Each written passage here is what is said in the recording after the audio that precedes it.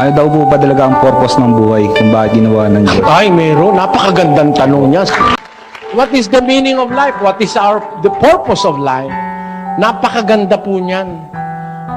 Kung ang itinatanong mo, if your question refers to life on earth, because there are two lives in the Bible. I have to clarify this first. We have two lives.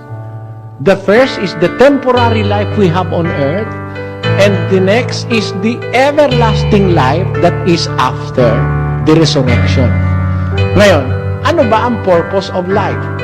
The best answer is recorded in the book of Ecclesiastes chapter 12 verse 13. It says, Let us hear the conclusion of the whole matter. Fear God and keep His commandments, for this is the whole duty of man. have you noticed that? Let us hear the conclusion of the whole matter. This is the conclusion of everything that exists. Everything we do, everything we enjoy in life, everything that we have, every resources that God have given us, the conclusion is this, that we have to fear God and obey His commandments, for it is the whole duty of man. Ito ang wakas ng bagay. Lahat ay narinig. Ikaw ay matakot sa Diyos, sundin mo ang kanyang mga utos, sapagkat ito ang buong katungkulan ng tao.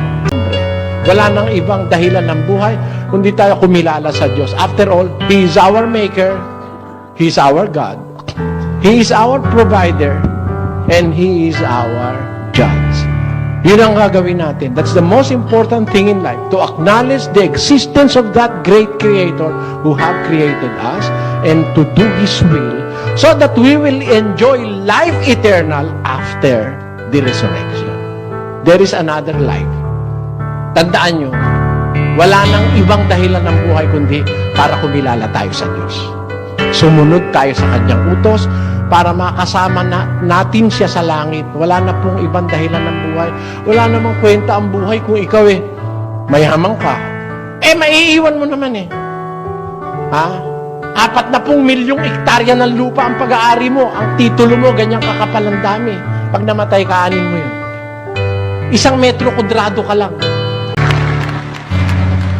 What are you going to do with acres and upon acres and hectares upon hectares of land that you have accumulated, the vast wealth that you have acquired for yourself, whether in the rightful manner or in the wrong manner of acquiring wealth? What will that do to you? Sometimes it will even prejudice your salvation, your knowledge, your belief in God. When a people or when a person is very rich, he feels that he has everything in this world. He doesn't need anymore the services of people. And sometimes he feels that he does not need any more God because he is very much stable. Compared to the poor who always pray to God just for a breakfast. At night, God, our problem is the breakfast that we have. We must have tomorrow. The breakfast for my sons and daughters. He kneels and prays to God because he has nothing in life. The only hope in him is that he believes in God. Minus God, then everything will be in vain. Alisin mo ang Diyos, wala na pong kwenta ang buhay. Wala nang sagot ang ibang tanong. Pag wala ang Diyos, minus God, then everything will fall down.